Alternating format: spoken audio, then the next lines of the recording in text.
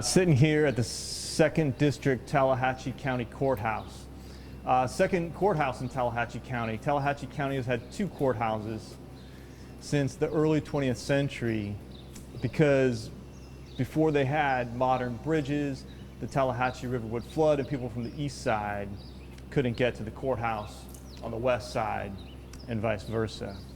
So the county built two courthouses, and this is the one that's gone down in history as the famous one. In 1955, this is the site where the Emmett Till trial was held. It was a 5-day trial in which every lawyer in the town of Sumner defended the white murderers, and it took the all-white jury only 56 minutes to deliberate before they declared the murderers not guilty. That was 1955. Just a few years before the trial, Tallahatchie County had built a bridge over the Tallahatchie River just a few miles outside of town. And it won't surprise you that in a poor county with limited resources, there was no political will to keep two courthouses maintained. And so starting in 1947, when the bridge went in, this courthouse began to fall into disrepair. And in fact, by the time of the Emmett Till trial, when the press came in from out of town, they were quick to notice that the courthouse was falling into disrepair. And as the decades went by, it got so bad that in the early 21st century, the courthouse was set to be condemned. And that's when Jerome Little entered the picture. Jerome Little's an African-American man. He was the first black president of the Board of Supervisors here in Tallahatchie County. And Jerome Little had a vision, and it was a vision very much rooted in his own story. Jerome grew up 5 miles north of town, chopping cotton for 25 cents a day on a plantation.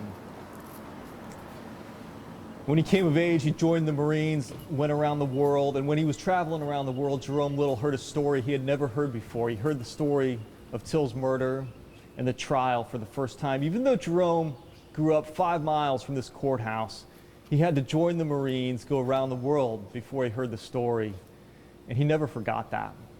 And so when Jerome Little returned to the Mississippi Delta, he made it his life's calling to make sure that every county and every state in the whole country would know the story of Till's murder.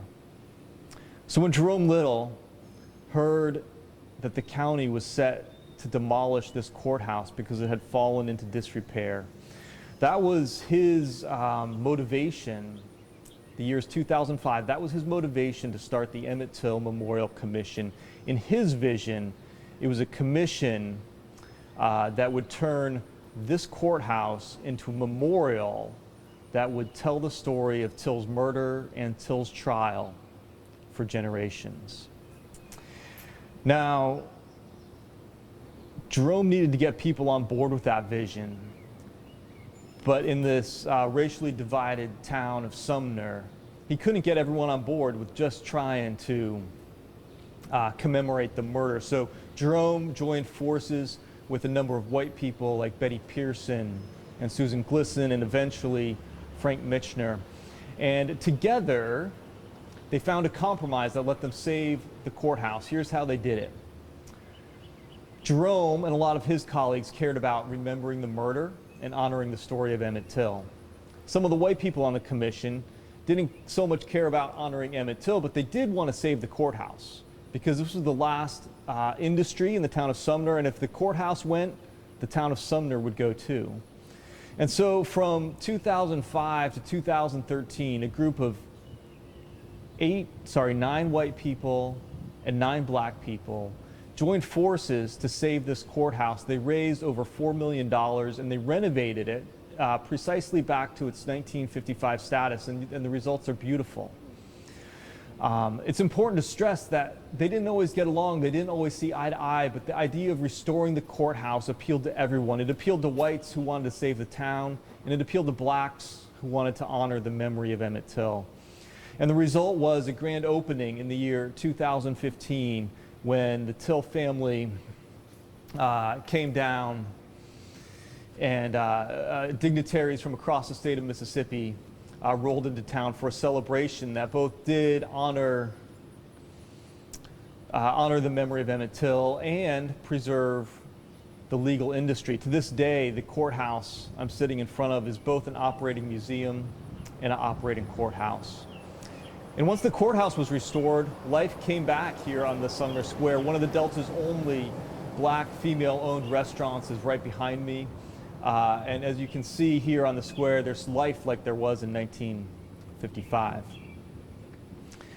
Before any of this got started, Pablo, you just cut here because I'm gonna go back and tell the story of 2007. No, we can keep going. Yeah.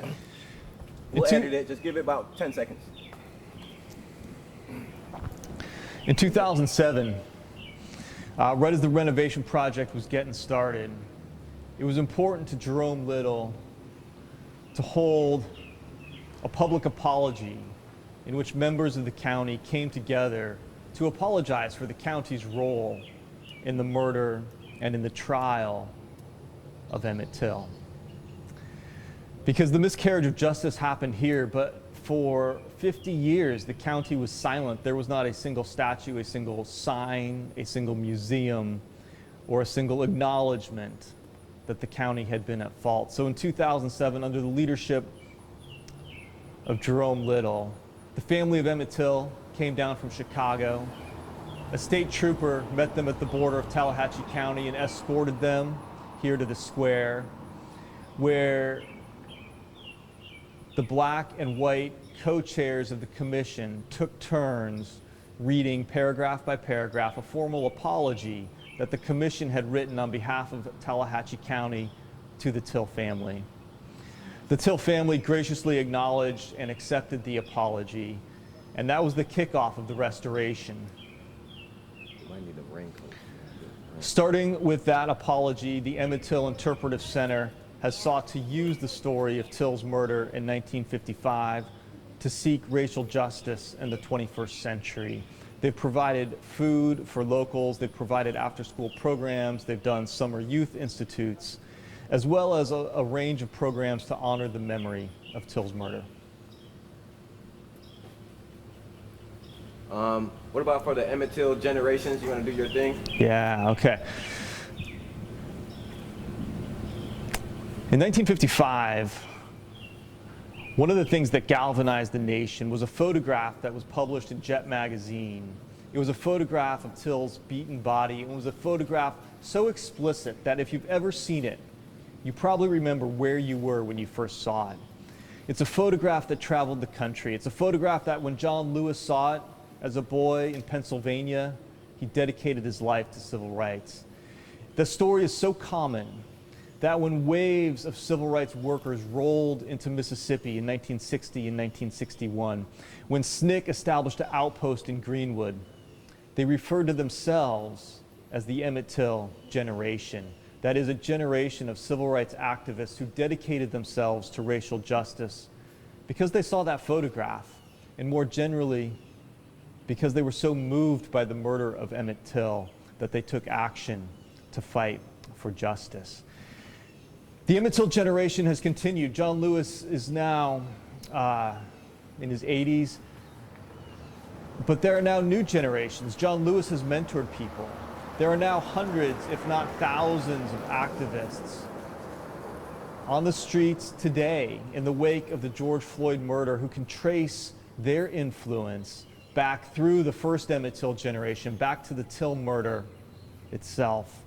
So our vision is to collect the stories of the Emmett Till generations, both the first generation that flooded Mississippi in the 1960s, the second generation that was inspired by them, who did the hard, quiet work through the 70s, the 80s, and the 90s, going down to the youth activists of today, who are still changing our nation one protest at a time, all inspired by the distant legacy of Till's murder.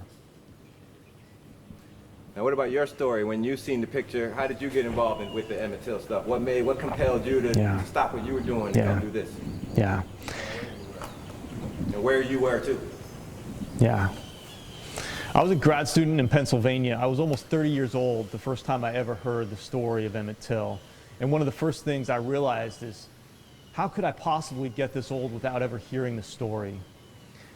And so I began to write on it. I began to write on the so-called confession that the murderers published in Look magazine a few months after they were acquitted. And I was able to uncover some archival documents that suggested that that confession was written not by the murderers, but by the white lawyers who worked here in Sumner, Mississippi, who were looking just to make the murder look as good as they could possibly make it look.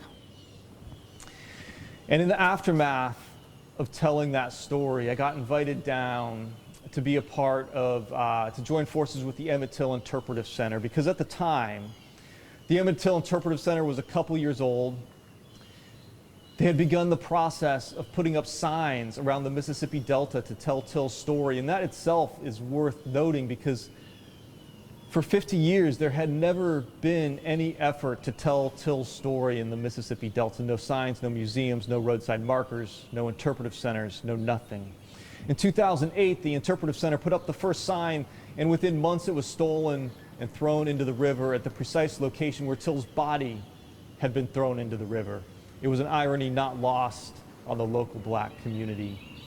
But Jerome Little persevered, and he said boldly and proudly, every time they take it down, we're going to put it back up. And so within months, the commission put up a second sign. And that sign stayed up for 8 years, but it was filled with hundreds and hundreds of bullet holes. And so it happens that in 2014, right after I had published the essay on that confession, the Emmett Till Interpretive Center invited me down to Mississippi to help them think about how to tell Till's story in the context of vandalism. It was a powerful few days. The late Simeon Wright was there. He shared a bed with Till the night he was abducted. Devontae Wiley, a distant relative of the Till family, was on hand. Dale Killinger, lead FBI agent in charge of the case from 04 to 06, was here, as well as some of the country's leading historians. And I remember the last meeting well, when the director of the Emmett Till Memorial Commission said, who's going to help me create a smartphone app that will begin to tell the story of Till's murder in a way that people can't shoot it? And I looked around the room, and I was easily, I'm not exaggerating here, I was easily the least qualified person in the room. But I was also the only person who raised my hand. And I thought it was going to be a side project for me. I thought we were going to make a quick 5-site app that would tell Till's story, and I'd go back to my full-time job as a professor at the University of Kansas. But that was the beginning of a story that has taken over my life for the last 6 years. Shortly after we started to work on the smartphone app, Google got involved, and they offered to make us a prototype, but with the condition that we find 50 sites, all in the Delta, that all helped us tell Till's story. And at the time, we didn't know if we could find 50 sites that would help us tell Till's story, but I flew back down here the summer of 2015. Patrick Weems and myself and Pablo Correa and Davis Houck and a number of others drove around the Delta. We found 50 sites, and we began to create the smartphone app. Google made the app. It had a short life. It did well as a prototype. Now we're on to the next version of the app. But through the whole process, telling Till's story has become a full-time job for me over the last 6 years. In the process of driving around the Delta and finding those 50 sites, I began to hear stories that I had never heard before. They weren't stories about what happened in 1955, because those stories had been well told. They were stories about people who lived in the shadow of Till's murder. They were stories about the town of Glendora and how its financial well-being was tied to Emmett Till tourism. They were stories of the courthouse and how the path of the river created a competition between different sides of the county, and how that competition between different sides of the county eventually led to the creation of the Emmett Till Memorial Commission. There were stories about a gas station in Money, Mississippi, right next to Bryant's Grocery, that because it was mishandled, Bryant's Grocery, the place where Till whistled, now sits in ruin. Well, the gas station has been well restored. And so these stories really captured my imagination. They led to a book called Remembering Emmett Till, and they inform the work that I still do with the Emmett Till Interpretive Center, trying to tell Till's story the story of 1955 for sure, but really at the heart of what I'm doing, at the heart of what the Interpretive Center is doing, is trying to make the case that Till's story is not a story that can be confined to 1955. It's a story that is now 60 years old and still going, right? Because there are people whose lives still make or break on the legacy of the Till murder, and we want to tell all of those stories.